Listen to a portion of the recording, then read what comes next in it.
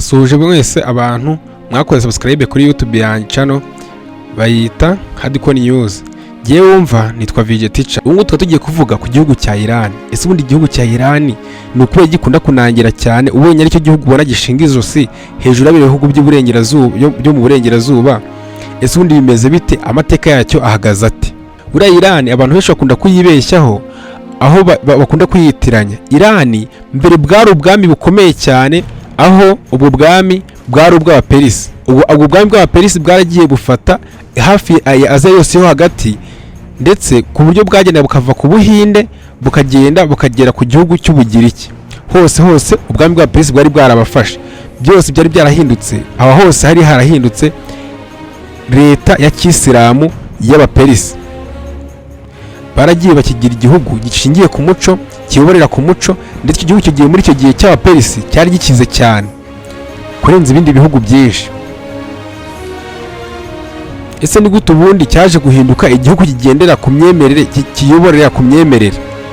Impamvu Abaperisi baragiye bareka imyemerere iragenda yivanga, ndetse yivanga mu mategeko, aho igihugu cyayoborwaga kigendeye ku migenzereze, imico ndetse n'imyumvire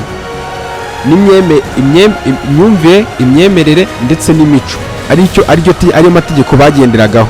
Ndetse ayo mategeko akaba yaragiye akazanwa n'intumwa yabo.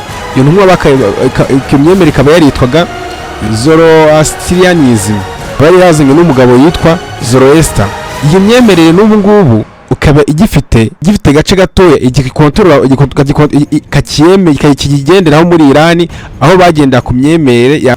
Ayo myemerere yagendaga igaragaza ikibi, icyiza, uko umuntu akwiye guhana, ndetse ikagaragaza ko hari n'ijuru n'ukuzimu ku muntu witwaye nabi cyangwa se witwaye neza, aho bemeraga bose iyo myemerere ishingiye kuba wakwemera Imana imwe yonyine gusa rukumbi.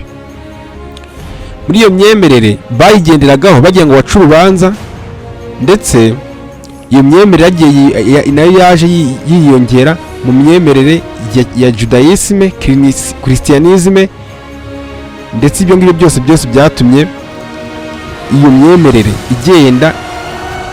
igenda aho hantu hose Abaperisi bari barafashe. Iyo myemerere yagiye irahabata. Noneho mu kinyejana cya 15 niho idini rya Islam ryagiye rifata muri Irani, rikura imyemerere yari isanzweho risubizaho ikiraho imyemerere ya Kisilamu. Iyo gihe ingoma yayoborwaga yari ingoma yayoboraga yari ingoma ya Safavid dynasty. Ingoma ndetse icyo gihe wazanye icyo gihe hari ku ngoma y'umwami Safavid